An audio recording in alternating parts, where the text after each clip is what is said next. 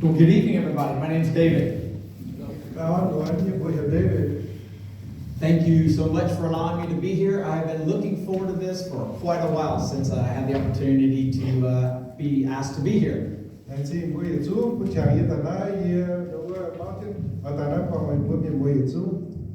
since arriving here a couple of hours ago, I've learned something really, really special about the Iu-mienh Church.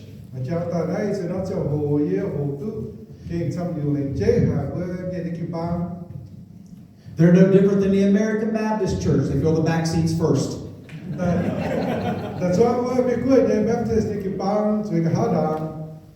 I watched the gentleman move this lectionary from over here to here. And it reminded me when I was preaching in London a few years ago.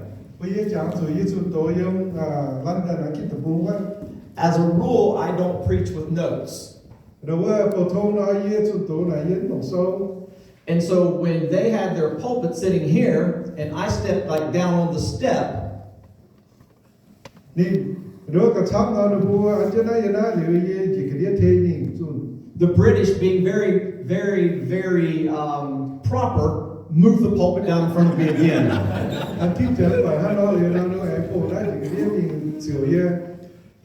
I'm so looking forward to the 4 sessions we're going to share together.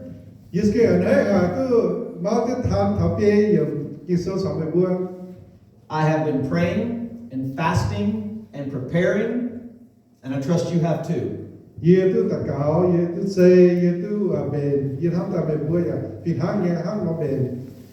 Back around the turn of the century, there was a disease that swept across the globe called SARS.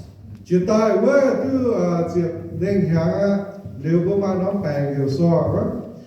when the ban on travel for SARS had been removed,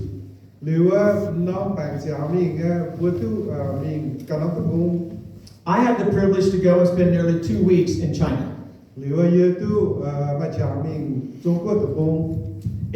were 2 things that were fascinating to me about that. One, it was around Chinese New Year. Big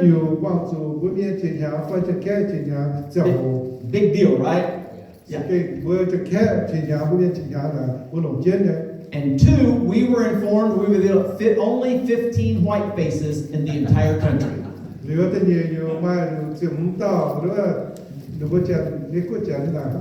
And I thoroughly enjoyed it. I have climbed the Great Wall of China. 4,301 of the most uneven steps I've ever taken in my life.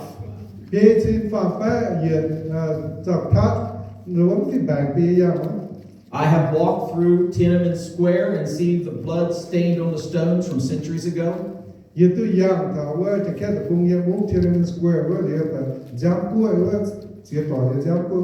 I've stood in the middle of the Forbidden City and froze to death.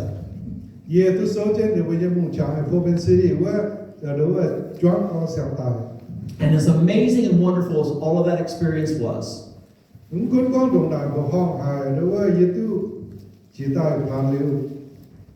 there are 2 other things that stand out to me as being very significant in that trip.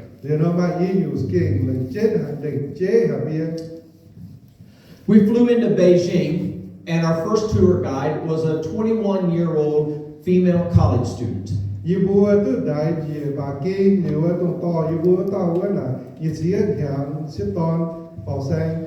She was a very good guide, and she knew all of the details that she needed to inform us about all the things that we were seeing.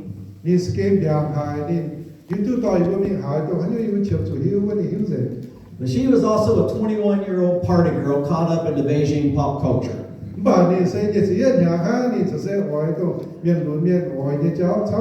And the first day or so, she was perfectly fine. But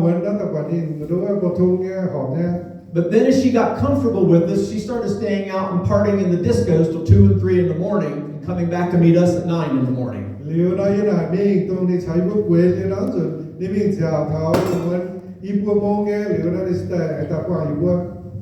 But she was very pleasant, and we very much enjoyed her. 把你说龙海一波呀，如果朝你做哈， We left Beijing and did some other things and then flew down to Shanghai. 你那一波呀，要把金出名的安排酒店上海哇， What an amazing city and maybe the most beautiful architecture I've seen in my entire life. 上海是嘛标龙海的波公的给嘛加进过最哈。 But I was in Shanghai in old Chinatown on Chinese New Year's Day. 到那个上海我讲，伊因那上海把因到个罗班伊有个。 And I'm in Shanghai, old Chinatown, Chinese New Year's Day, enjoying it all, and walk through the crowd, and right there in the middle of Chinatown, Starbucks. Starbucks. You know, coffee. You live in Seattle. You should Starbucks, cafe, liquid. So, you were chocolate, Shanghai, but don't buy. So, go to work, but we'll make good in the Starbucks coffee. Where you were? You must be a Pete's guy. Yeah, I forgot what I was saying. But we had a new tour guide. She was 26 and had a 1-year-old son she was very proud of. And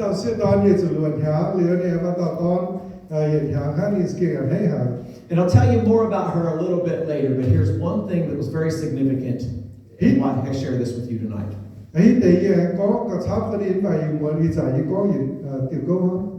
We were with her for 4 days. She was fascinated with American culture, and she was especially fascinated with American Christianity.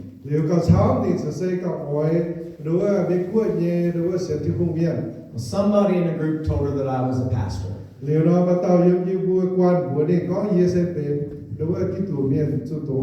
And she wanted me to tell her about Jesus. I don't know a lot about China right now, so I was a little nervous.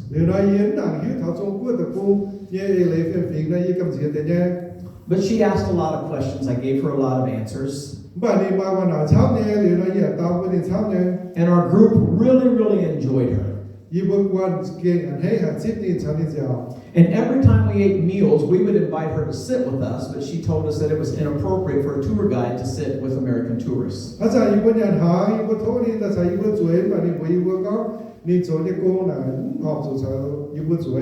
But finally, on our last day, the last meal we were sharing together, we talked her into joining us at the table.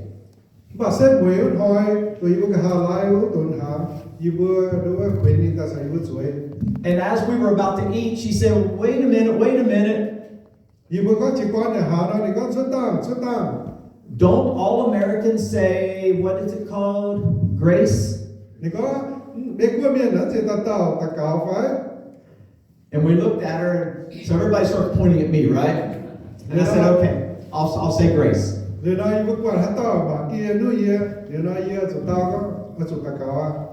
And as I started to pray, very unexpected and very much to my surprise,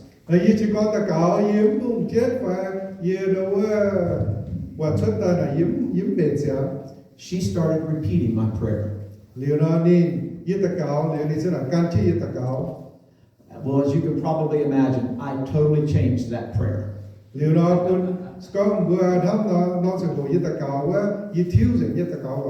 That prayer was no more about the food we were about to receive or the people we were sitting with. In that prayer, I introduced her to the person of Jesus Christ and asked him to enter her life.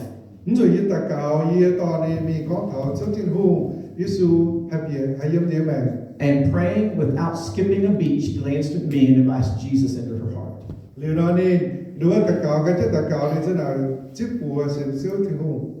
I'm an American kid deep from the hills of southern Ohio.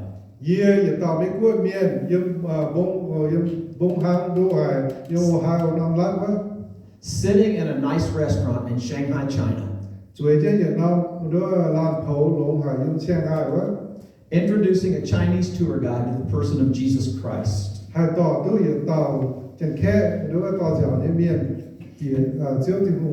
I'm reminded that there was one Lord. one nation under God, biển hiệu có mày tạo xếp thứ hùng mày giờ nó một tỷ em xếp thứ hùng tài one Spirit, giờ nó sẽ linh and one way to heaven, and His name is Jesus Christ. giờ từ cho đi thiên tòng hắn sẽ Giêsu.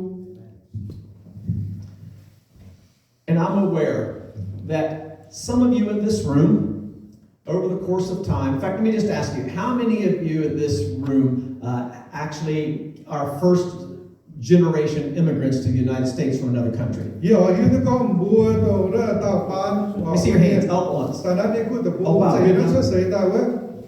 Well, then let me ask you this. How many of you came to America with some degree of sacrifice? Liệu như là cả mua tại nó đi cuối tập nó mua skin, ở chỗ xía chỉ nhiều tham nhé quảng cái ta. Some of you, I know you did. 4 years, right? You told me? Yes. Yeah, 4 years in a refugee camp just to get in here. So Bây you giờ want, tao sẽ xía quảng xã hồ, phải đúng không? Bữa chủ biệt số là hai tiết khấu vào. and when you came to America, you left behind language, you left behind familiarity, you left behind stability. Bữa tại nó mới cao là bữa chủ quảng có như hòa bữa chủ quảng tôi bữa quỷ như cháu bữa chủ quảng tôi bữa mày thảo vấn như tổng. And I'm assuming that you did it for a better life for yourselves and maybe even importantly, a better life for your children. Hiện hấp ta sẽ bữa ta báo có bữa ta nói là bữa hỏi tôi bị mẹ cao lộn nhà bữa tôi gom hấp tỏi hay tôi cao lộn. That tour guide I was telling you about, Tôi như bữa ta sẽ toàn như cái là buông quá như cháy quăng quá. she began to tell us how she wanted a better life for her son, and so she had a plan within 2 years to immigrate to Canada. Niệm bây giờ có đi hỏi báo bữa đi toàn rồi hay cả tôi lộn là đi ở biển chứ ý nhàng ở bữa đi toàn hay bị thảo qua Canada tập buông. Her husband was already in conversations to have a job there, and once he got secured with that job and a couple years in Canada, then they were going to immigrate into the United States. Nó đi cổ chúng nó biển sáng công em Canada rồi nó bị thảo qua giết quyền tiền nó báo chiến hàng ở biển ta nó đi quyết buông. She explained she had to do that because the Chinese government were no longer allowing visas into the United States, but they would allow her to get to Canada.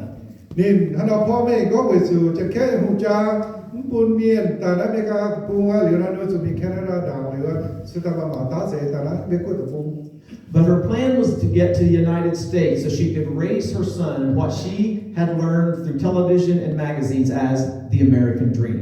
เนี่ยเมาเสียเนี่ยโอ้ยปุ่นเนี่ยตอนแต่ฐานะไม่ควรจะปูห้ามบอกว่าเราจุนเมกาเนี่ยหรือว่าไปลงหายแม่ว่าเยี่ยมตรงนี้กว่าเยี่ยมทีวีไฟกว่าเชียงอยู่ชุดแต่ว่า And she and her husband had this plan, and they knew they had to prepare, and they knew they had to sacrifice, and they knew that they had to be diligent. นี่ชาเนี่ยกูเป็นฐานะหรือว่าฮิตก็หรือว่าจะเสียเสียอยู่หรือว่าแค่จะช่วยเนี่ยกินกี่เจ้าสมนักกูหรือเป็นตาเสียแต่นั้นไม่ควรจะปู And some of you in this room have done that, and some of your parents who brought you here have done that. ยี่สิบก็บัวมาเตยนะอย่าห้ามตาจังหวะเนาะแล้วจะเสียเสียอยู่หรือเราไม่ต้องมีอะไรผิดทางไงห้ามเราเสา But now that you've been here for a while, if we're going to be honest with ourselves, for some of you, there's now a really quiet pain inside. หรือเนาะบัวมาเตยบัวที่ฐานะไม่ควรจะปูแต่ลาวอ่ะหรือว่าเสียบัวจะเสียไม่เตยหรือว่าเหี่ยวเจ้าไฟหรือว่าขู่เงี้ยยังไม่ยังซิวยังไม่เหี่ยว Your children speak a different language, they think differently, and they see the world differently. เวจูฮานอไปยังฝึกช่วยหรือว่าการก้อนหรือว่าหรือว่าทับอย่างกันอยู่หรือหรือว่าชาวบัวคิดทงอย่างอ่ะ And sometimes it feels like you're losing them. แล้วส่วนบ้าบัวหาชาวไปฝึกช่วยน่ะเลยกูจะมีเปลี่ยนเที่ยวต่อย Friends, I've got really good news for you tonight. หาชาวต่อยอ่ะเยสเกมาคู่เปลี่ยนลงหาคนเป็นบัวอยู่มวน You are not losing them. บัวไม่บัวเซนหรือว่าช่วยเซติงลาย The issue is not loss. แต่ว่าทำเนี่ยจ้างเซติงลายเซ The issue is transmission. ตรงบนทับภาษีชุดแต่นั้นน่ะก้อยเย็น Transmission means you pass something on from one person to another. ก้อยเย็นเซห้างบัวพุ่นเย็นอยู่อย่าเต้าหรืออย่าบ้านชีอย่าบ้านเนี่ยว่า And as it relates to the conversation we're sharing tonight and the feeling that you might be losing your children or grandchildren, แล้วก็เอตรงผู้หญิงวันคิวโทงก้อนถาวได้บัวชาวเวียนช่วยความมีกว่าฟุ้นฮะเลยก้อยไฟฮะเลยกูจะมีว่า The Bible teaches us how to see it not as loss, but as transmission, and we can begin reuniting with Him and passing this on from one person to another. Kinh sâu hai bốn mươi biển hiếu thảo hai mươi bẻ thảo tổng để giáo cho ta nói gì đối với đó gì hai thành tư bùa liệu nào bùa hai ở chủ yêu kinh sâu chuẩn chất sâu. If you have your Bibles, turn to the book of Deuteronomy, Mày bùa ba kinh sâu nó thốt mày bùa coi yếm rằng chapter rằng number đây là 6. If you're like me and you're using a print Bible, it's the first section of the Bible, Genesis, Exodus, Leviticus, Numbers, number 5, Deuteronomy. rằng đây là đồ từ luật trang nếu ta phê thật để Chúa. If you're using a flash screen, Deuteronomy. Chapter number 6. Rằng đây là từ luật trang. Beginning at verse number 4, Ta phê yêu. I'll read this and then you can. Hear, O Israel, the Lord our God, the Lord is one. Love the Lord your God with all your heart, and with all your soul, and with all your strength. These commandments that I give you today are to be upon your hearts, and now here it is. Impress them on your children. Talk to them about it when you sit at home, and when you walk along the road, and when you lie down, and when you get up. Tie them as symbols on your hands, and bind them on your foreheads. Write them on your door frames of your houses and on your gates. Rằng đây là ô Israel miền Nam hoàng long hồ vừa nhiệt xíu thiên hùng sẽ được tạo xíu thắng. Ôi dù lòng dành hiếu lòng dành sa ế lòng dành cha thắng xíu mẹ vừa nhiệt thiên hùng ye in hỏi kêu phun mẹ bùa nát tề lệ. Ôi dù lòng hiếu chạm chiến ôi dù chiến cháu mẹ bùa nhiệt phật chuối hiếu tiêu nát tề lệ. Mấy cuốn yếm cháu phải yếm cháu rằng buổi chiến phải chỉ sinh tài xuống hỏi chủ buổi chiến yếm hỏi chủ do nát đề lệ khẩu chiến về buổi nhé của nhất chiến về buổi nhé trong số chẳng hồ hỏi chủ phía chiến về buổi nhé béo nhé kèn số chào về buổi nhé Now, in this passage, God does not say build stronger walls. Yếm nhiều kỳ sâu thì không có bữa sự chỗ biết làm cầu hết và cầu vấn. Nor does God say separate completely. Nếu thiên hữu niệm thì có đố ghé gọi gì. What God says to the people of Israel then, what He says to you and me, is sitting in this room tonight, is this: bring faith into everyday life. Tổ tiên hữu muốn tại Israel miền Nam sẽ đào nghiệp phiền hãng nhé, in họ tiên hữu nghiệp bữa yên muốn suy cho nói bữa số mà xem phim yên bữa đó đó mà muốn như mẹ á. Faith was never meant to be preserved like a museum artifact. Bữa xem phim là xem sẽ cũng ta trả và cũng ta liều siêu bằng hả? Faith was meant to be transmitted, to be passed on through relationships. Bữa xem phim đó bữa số ta lồng bữa số ta cứu thông sao căn tàu. Not just in sermons, not just in church, but in the ordinary, everyday moments of life. Xem phim đó thì cũng ta lồng yếm chuột tổ phai yếm nữa nói ha.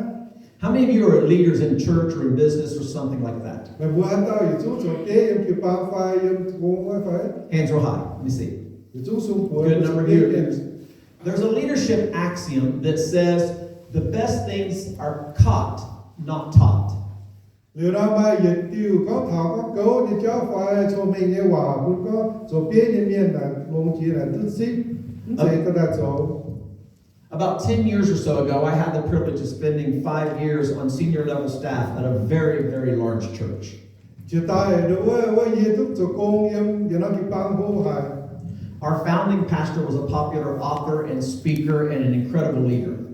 Đối với chỗ siêu tao với là kinh yếm tao đối với đơn hài và hong hài đối với biang hài nhé cho tổ miền. And as one of the teaching pastors and one of the guys who was entrusted to develop the leadership of our staff and our congregation, I spent a lot of time in the company of our senior pastor. Nói gì tao đối với tất cả thảo chạy cái bao liệu là gì chảo tao đối với phiền xe quay hay phiền xe đó sẽ đi cho công đi phát đối với tham nhé. He virtually never sat any of us at senior leadership down or any of the staff down and taught us lessons point by point, note by note. Nên tu chảo yêu bùa thành in hồ nhẹ cô miên cho bê miên đã chuối chứ kịp lúc chết muộn như cháu. As I sat in meetings with him at the church, as I traveled the entire country with him and speaking in conferences, as we literally traveled the world sharing the gospel and raising money for world missions. Như thế cháu nên nhớ kịp ba phải mình cho cô quăng ở cáiนั้นlùng đĩa phải tập trung đâu á hà đào ở tháo dày. I learned all kinds of stuff about leadership I didn't know I was learning until I left his staff and went out and was pastoring a church of my own again. Yesu tu hồ tu chia nhiều tu Yesu như tu nó cho hồ á liệu ai ye hồ cả hai ye xuất miệng là Yesu ta chia tu con ye hồ tu lại yếm nhìn tài. And in the same kind of way, when our faith is a vital part of our everyday lives, Phiền hát này hát có bị xiết phim yếm kỳ sâu tài buôn lủng hàng hoài đó. our children and grandchildren begin to experience our faith through something as simple as the dinner table. Liệu nào bây giờ phải chuối về quả phun hay chuột tu trong một ngày xiết phim yếm kỳ sâu đô như thế nào cũng có buôn nhàn hàng và bây giờ chuối hay chip tu hay chuột tu. Or hanging out for an afternoon in the city park, or going to a ball game together. Phán quân có một mình dẻo như là park dẻo và mình mà dẻo bó bàn với quả phun phải chơi hay chuột tu. It's the ordinary moments of life that allow us to transmit, to pass on our faith more than it is the pointed experience that we're constantly trying to drive them to. Bùa nhiên hòn hoi bây giờ như mẹ bữa chỗ như bộ thông như cháu đó số cao lồng chết chìa bữa chào bữa cao lồng hay cháu tôi biết chơi quả phun và đối ứng thì đối cùng yếm họ to hay hồ. Now here's where the tension comes into this room for some of us. Nó là bùn bùa mà tế hắn nó là bùa đối ứng lồng hiếu phải. Some of us in this room were raised in cultures where authority is strong and respect is expected and communication is one direction. Mà chỉ tạo yếm ná là bùa tôi yếm hồ bùa tôi tự nhiên tỏ bùa phải có sắp chỉ là hắn có mà tỏ cún trên bùa mà tỏ sổ tế dạo bùa cún bùa. Alex Lau is a 35-year-old pastor of a Chinese congregation in Los Angeles. Nãy giờ tao phân sáng hiểu Alex nãy đứa anh đi thứ mà vào dựng nhà yếm bùa đi LA đứa cái bang. And he's become a good friend of mine, and over the last 4 years or so, I've had the privilege of mentoring him and coaching him in ministry. Như xây giờ tao đi khu giờ tỏi ý tu tao đi đứa tu chỉ ta biên nhà. And knowing that I was coming to speak to you and fully appreciating I don't get all of the dynamics of Asian culture, Liệu đó thì có gì ta nói chồng bùa giờ con và đứa giờ mày bùa liệu à con bùa biển hiếu con bùa miền như tổ chung là hải này gì cái hiếu chủ hải. I called Alex and I said, Alex, teach me some things now. Help me help others. Hà nội là gì hiểu thầy yến taจะแค่gọi Alex nói thấu đi giáo ye mà cái ye ha nó hay chồng mày bùa kêu thông cao lỗ. And in the course of our conversation, Alex shared some things with me that I'll actually share with you tomorrow morning. Liệu này những cái sáng này có liệu này thứ tháng chiều nhiều bây giờ liệu này ye chẳng lo mi đâu mà than của mày bùa. But as it specifically relates to the session that we're sharing tonight, Đâu có tham nó tôi muốn với con nghe đó.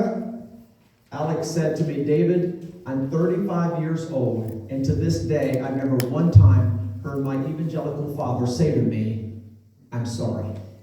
Liệu là tao đi tuổi Alex có vấn đề có David là ye tôi phát sinh nhà ye thế trả là ye hai chia ye kỹ chủ biến có thấu chuối bây giờ. Because in whatever sect of the Chinese population that he and his family are from, authority is strong, respect is expected, and communication is one directional. And maybe for some of us in this room, it's the same way in our culture. Liệu là vấn đề chia tôi có đi tuổi Alex tao nói em chỉ khẽ ye phiền lấy này trong để vừa biến khung đâu chỗ hồ như phái chia ha đúng thấu chuối chia. And the tension arises because our children and grandchildren are not growing up in that culture. Hà nội là quân vua như thế này quân nhà mà chỉ chuẩn vua hải đúng khu yếm với chủ bị phải chuối hồ ta là đúng chia thảo để lấy chia thảo để tổ chung cái cháu. They're growing up in a culture where questions are normal, feelings are expressed, and understanding is expected. Bữa giờ như phải chuối đó vua quả được vua hồ như này là được có cả xóa mấy quân đó được vua này được mai quan này hay những họ vua này được con chuối dạy ham vua chỉ đảng vua đó là vua được hoàng vua tâm miền vua vua tâm miền. And so when faith is only declared and it's not explained, they don't reject God, they simply disconnect. liệu nó mi xem phim đó bữa ta tài có liệu nó mất biển nhau nó nếu vua đâu vẫn dễ có mà thì không phải nếu vua thế này đâu có cô. Imagine a mother who insists her child speak Mien in the home. Liệu nó vừa chia tới con vừa mà chơi đâu hay có miệng hòa như miệng béo xong. But the child responds in English. Liệu vừa sau đó vừa có miệng hòa không phải vì chơi tao vừa lồng cái cô hòa. At first they both try, but then it becomes frustrating. Liệu nó đâu chỉ con nó bây giờ Zunh đâu thời gian giao thông và đâu có mình cả nó vừa mà chỉ để cho. And then eventually both stop trying. Liệu nó nhất thì nhớ ta nói im cũng rất quảng giao thông à. The relationship is still there, but the bridge is now missing. Đâu bùa thằng nào bùa là tập về béo miệng và tổng trả chiều giao thông với cháu là đâu nhiều mà thì lại. And faith works the same way. If we do not translate it, it simply becomes background noise. Bữa xem phim như cháu ở Việt Nam nghe hát thì có bảo nó có muốn fan ta hay bị nhớ tỏi nó thì hay thì lại gì. So what do we do? Như là bữa hát nó xấu. We love our children, we love our grandchildren, we are concerned we might be losing them to pop culture, but we love them and don't want to lose them. What do we do? Như là bữa số hát nó xấu, bữa hát mình phải chuối, bữa hát mình quả phun. Và chia chuẩn bữa hai bây phải chuối quả phun là tiền lại mẹ nó bị nhớ bữa cùng can bàn kên ha. Well, quite a bit, I suppose, but as it relates to what we're sharing here tonight, Liệu nó nắp tạo cho cháu nhé, tôi bây giờ muốn đứa chuẩn phan nhé kỳ sâu. we shift from talking at our children to talking with our children. Nó bữa cho thiếu ta liệu nó vẫn sẽ cũng có muốn phải chuối ha, bữa cho cháu bây giờ phải chuối có. It's helpful if we begin asking them questions like, what do you think about God? And what do you struggle with? And where do you feel pressure in your life or in college or in school? Thành tựu nó vẫn sẽ đại cả biết phải chuối. Mày hát nó hát thảo thiên hú mà hãy nhớ bố bê yếm thiên hú nhé yếm hiến mà nhớ yếm mơ đó tổ sâu cái tóm. Dad, Grandpa, it's helpful if you sit and share with your son and say, here is where I struggled, but yet still here is why I believe. Bữa giờ tia giờ ông ấy miền đấy, lỗ chết nhé con bùa, đó than con bùa quả phun con đã nhé, phải như sự hát nó xiên. We create those small, consistent moments like at dinner or when we're riding together in the car or if they're younger before they go to bed. Bữa chủ chế trong bữa lỗ hải đến chán, có sẽ hồ chủ nhé, rồi ba bữa chủ đến nhận hàng cái cho hồ phai, rồi ba bữa biệt chia, như sẽ cho hồ bữa chủ. We don't do it by sharing long sermons with them in the living room.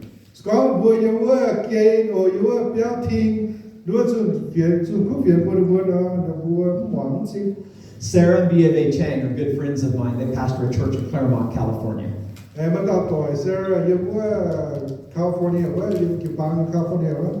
They started a church in their own living room and it began to grow, and so they began to rent space from another church that was going through a tough time.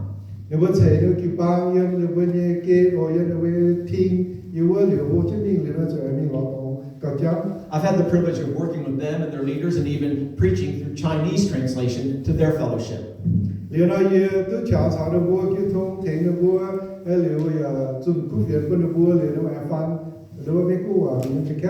And the first couple times I went there, the music was really good, the digital presentation was really good, and the room was full.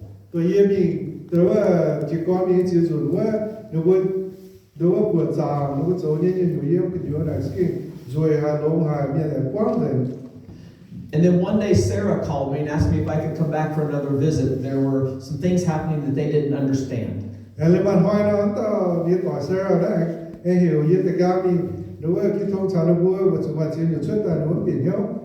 in the few months since I had been there, the congregation had shrunk from about 100 down to about 30.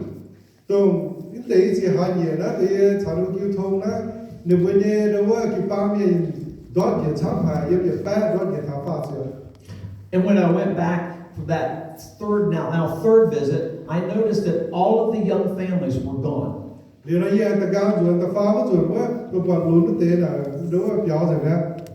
And as I began working with them and exploring and trying to figure some things out, here's what I found out.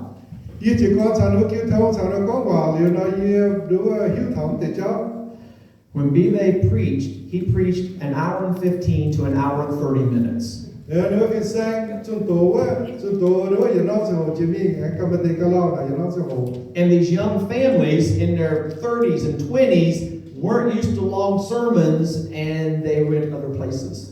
Điều đó tôi muốn ban gì xem nhà với lão pha xem nhà với tiếng tu này nó sẽ tổ lao phải sẽ là kéo gì. Now they weren't lost to the family of God, but they were now absent from that church. Nó bữa sẽ kí tu miên sẽ kí tu đó kí thâu nghe bà nó vẫn mình nó kí bao. And in the same kind of way, some of us who are concerned about losing our children and grandchildren sometimes want to preach sermons to them in the living room. Hắn nó ở bên bữa thì hiếu có việc bên bữa biển nhau rồi ba bữa hắn nó cầm dĩa đó nó bữa ai cha bị sun cú phiền phải sun tổ bên bữa phải chơi. Instead of living out our faith, like the author of Deuteronomy said, in our comings and goings, in our walkings, in our dinner tables, in our recreational time. Bữa cùng bao sun tổ bên phải chơi ha điều nó bữa sẽ là chọn chàng sao nó bữa kêu thô sao nó bữa dẻo để nó cú tổ. And the issue isn't preservation, it's transmission.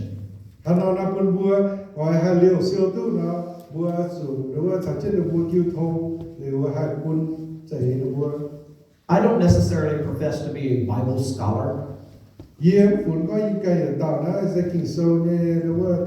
but whenever I have the privilege of speaking to a church or congregation or gathering such as this one, I do my homework. Yếm phun có những bề kinh sâu nhé phiền sang và hát giản yê cháu một kiếp thông phải dồn tổ nó yê đúng không? I forgot, sorry. H-O-M-E. No. In this passage that we read from Deuteronomy chapter 6, when he says, do this in your comings and goings, walking along the path and eating your meals, do you know what the author is really telling the Israeli people, and through the Israeli people he's telling you and me today? Tôi với tổ nhiệm kinh sâu yếm dọc lên là với chia tôi con đối với kinh sâu hòa tại bố đối với hát nó với mình hết tại kinh sâu hòa hát nó giàu với như vậy. Love them enough to share life with them and walk through life where it matters to them. Này đối với kinh sâu như con đốt như hòa này con bùa chuột hấp từ bùa liệu nào bùa chuột cháo nó bùa kêu thông cháo nó bùa dẻo rồi lại chăm những gì cũng chuột tổ bùa được bùa. He says, it's enough to have faithful presence. Liệu nào có bùa mà chỉ chưa hiếu nhé cháo chết kêu thông này được bùa cào. Because if you only preserve what you received, it will stop with you. Liệu nào có bùa cũng được bùa chạy trong bùa chút tí bùa ha liệu cả chăm này nó được đi hai chuột dày nhé. And here's the good news. Này cứ phiền nhầm này. If you translate it, it will live beyond you. Liệu nào bùa hai cái ta kêu thông và phán cho mình liệu nào để hai hàng cái mình cũng có bốn nhiều và mình sẽ ở bài cho mình. And so, Heavenly Father, Nếu với siêu thiên hùng we bow before you in this moment, bùa đâu đốt gì cho bây giờ hiền nó sẽ hổ.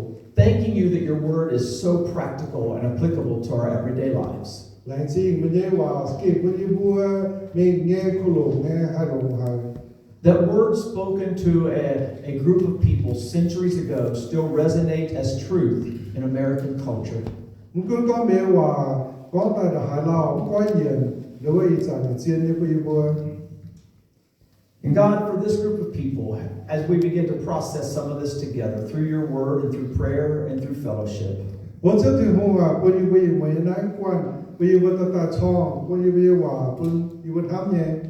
I pray equally for wisdom and humility, Ye ta cáo bây giờ bùa bài đối với xuân hiếu sao đối với nhiệm căn số phải. for hope and discernment. Bây giờ bùa mà làm thám nếu bây giờ bùa hạt xe tu. And God, I pray for expressions of love that transmit faith from generation to generation to generation so that the good news of Jesus Christ is never lost. Nếu cho thiên hùng à thốt cho bùn ye biển hiếu hay thỉnh thì ở đó miền thì chúa quá hiền bây giờ bùa hành hám cho thiên hùng cả xong. And so, Father, over the next few sessions that we'll share together, Một cho thiên hùng à anh quy bùa biển tiếp tục và bùa dùng tổ đấy. I ask you to speak deeply into our hearts. Thì thốt cho thiên hùng kêu thông sao như bùa ski quy bùa biển hiếu đồ nhé. And into our minds. Nếu bây giờ bùa thám nhé. I ask you to convict us where conviction is needed and to challenge us where challenge is needed. đồ hắn như yêu chấm chủ vua thốt chiếu thành yêu vua to comfort us where comfort is needed, hắn tỏ chủ yêu vua chấm chủ mê đâu and, ham yêu vua and Lord, and only in the ways that you can to love us as only you can. liệu cũng tung chiếu mà ham yêu vua cái chỗ ha nó ham yêu vua And in that process, show us how to love others just as you love us. liệu nó bên yêu vua biểu mình cái bị hiếu thảo mày hắn nó ham yêu vua ham càng tàu hao nó Lord, thank you for your goodness. nó chiếu chỉ hú vào lại gì mình đâu cứu vào Thank you for this time up on this hilltop over these few days. lại gì yêu vua bên chào bạn rồi nó gửi đó Thank you for Jesus Christ, our Lord and Savior, in whose name we pray. lại gì chiếu Giêsu yêu vua là tiếng Giêsu yêu vua cả cáo Amen. Thank you for your time, guys.